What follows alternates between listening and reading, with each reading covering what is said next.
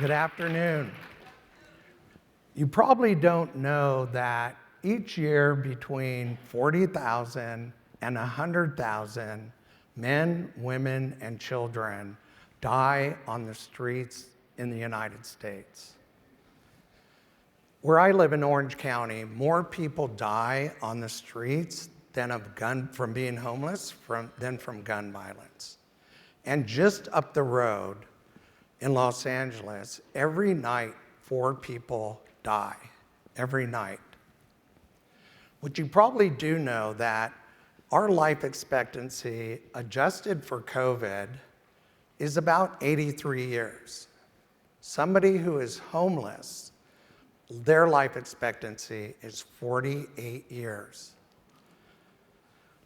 If you took all the common causes of death, COVID now, cancer, diabetes, and congestive heart failure, you couldn't bring that number to 48. And the fastest growing population for homeless individuals is older women over the age of 65. So about 15 years ago, at my kitchen table, I decided to start a nonprofit.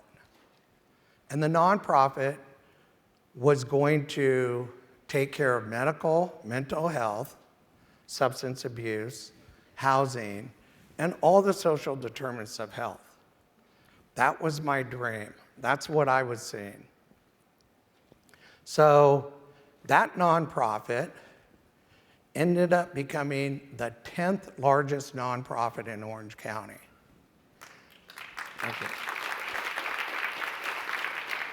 It became the largest nonprofit in California that gave services to vulnerable population, especially the homeless.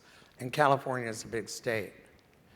It became the largest medical respite recuperative care in the nation. And for those of you that don't know what medical respite recuperative care is, it is basically a step down from the hospitals that patients are discharged to us to do the wraparound services so they are not discharged straight to the street. So you're probably wondering how I got there. Well, let me take you back. I was a nurse, critical care. I had quite a bit of experience in ICU, ER, and I kept getting passed over for promotions. I wanted to be a CNO or a CEO, and I decided to go back to MBA school. So while I was going to MBA school, I thought I would take on a position with the healthcare agency as a public health nurse. And I really didn't know what a public health nurse did.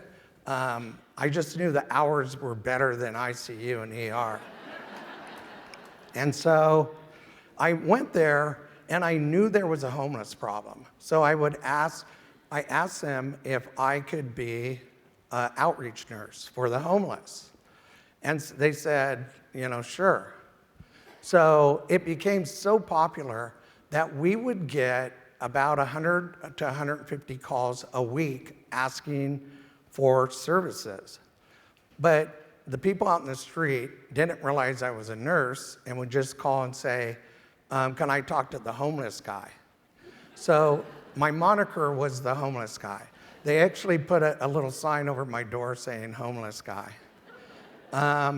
So I did that, and I really liked doing it. And so I got a call one night to go out to a park to see a mom and 2 little girls that were sick. Now, when I walked into that park, I knew I really didn't have any resources to give her. And so I said, cover up the kids with bushes and trees, and I'll be back in the morning. And she kind of looked at me and said, okay. So I got my car, and this was March. And in LA, believe it or not, Southern California, March is a cold month. It could really drop in temperature. So I turned on my heated seats and I got home. As I drove home, and I really started to feel guilt.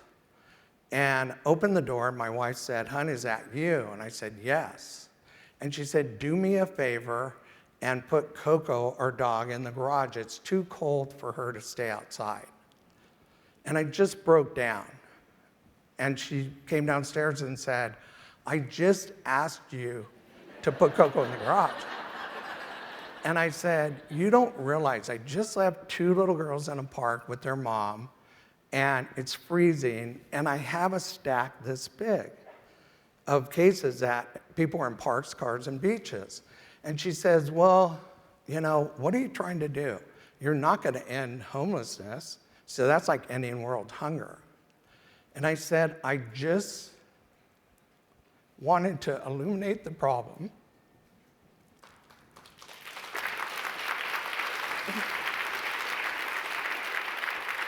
And Illumination Foundation was born that night. So, the next 5 years, I started putting this nonprofit together. I didn't know what I was getting myself into. And I understood about housing insecurity. This was a picture of me when I was in junior high school.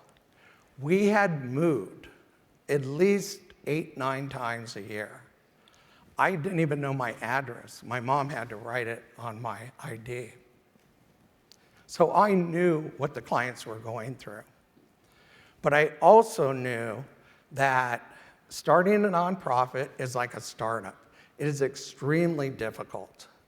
And not only was it a startup, we were dealing with people that were homeless, mental illness, substance abuse. And as you know, that is a really taxing population to work with. 5 steps forward, 4.5 back. And so we did okay for 5 years. 5 years, I got it to a point where I thought, we're doing pretty good. It's stable. I felt everything I could do, I did. And I was about ready to step away. And then came Kevin. You all have encountered Kevin. Kevin was a white male, 29 years old. He was a product of domestic abuse, and he was kicked out of his house at 14 years old. He was living on the street, and he did okay. He met a girl, they got pregnant, had a baby, and had a job. So he did okay for about 3 years, and then lost his job, and started drinking, started using drugs, and then just bolted. He left his family, and for the next 9 years, he wandered the streets, picking up cans, drinking, going under a bridge, and he ended up coming to our medical respite program because he got bit by a spider and it infected his arm. They had to amputate it. So I remember our case manager coming in saying, "Hey, this Kevin guy's in our program, and he's been there 3 weeks.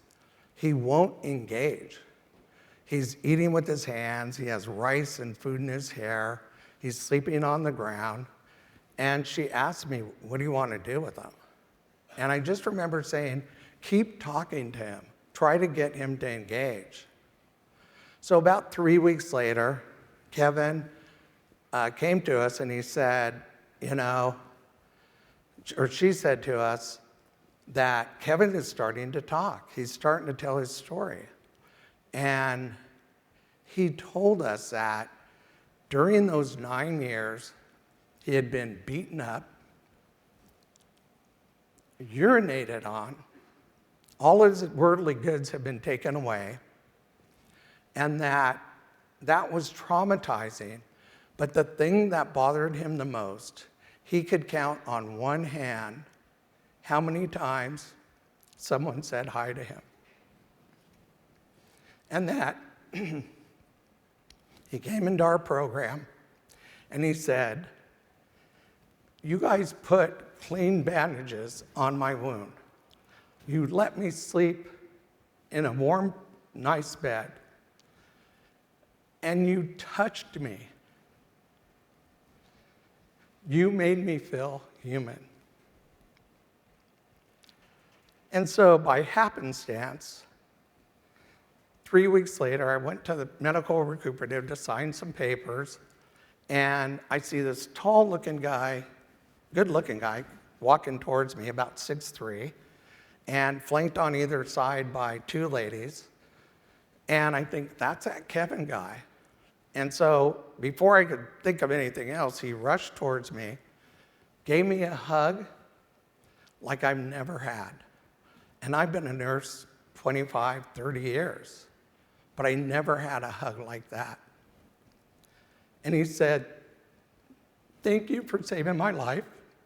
This is my mom, this is my wife, and they're taking me to rehab."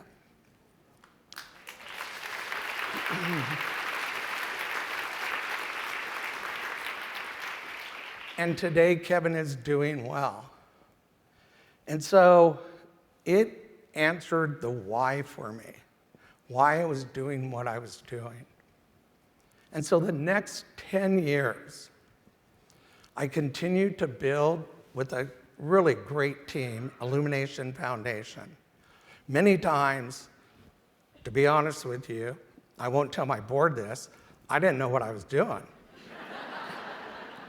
And that I didn't have that financing training. I didn't have that, I wouldn't have picked me to be a CEO of a nonprofit. But I learned. Like many of our speakers said, I asked people to mentor me. And so today people ask me, what are you most proud of? I left Illumination Foundation June 20th to start ramping the same program up throughout the nation. And I said, I'm the most proud when I look back. Obviously I'm proud of starting a $50 million nonprofit. It has over 400 employees. 38% of them were previously homeless. So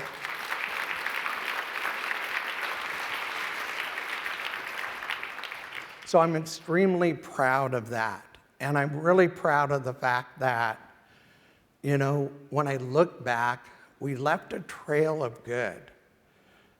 Other nonprofits saw that we were bringing quality care, we were bringing dignity, and the care that the clients that were in the street so badly deserved. And that, moving forward, we realized that we had really pushed the needle. And that one person who grew up in Compton, California, could have a lasting effect and really add to changing the dynamics of this incredible crisis of homelessness that we're in. And I'm so proud to be a nurse and be a nurse leader. Thank you.